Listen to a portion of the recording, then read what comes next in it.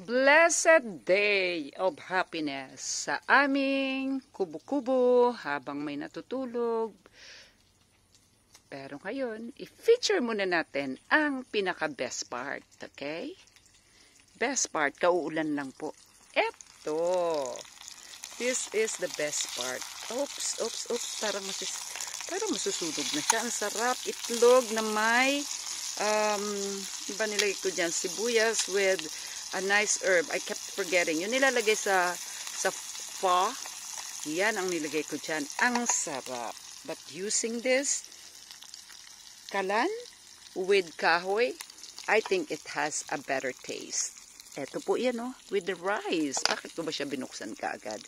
But it's nice. After the rain, it's fresh. And now, I'm ready to eat. Eto po kami. We just catch water from the rain. Wala pa kaming linya ng tubig. Naputulan na kasi yung nakitap kami, lumipat na sila sa ibang lugar.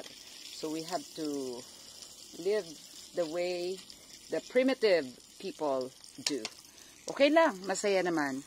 So for now, I'll say goodbye. Please follow me and enjoy the rest of the evening or morning.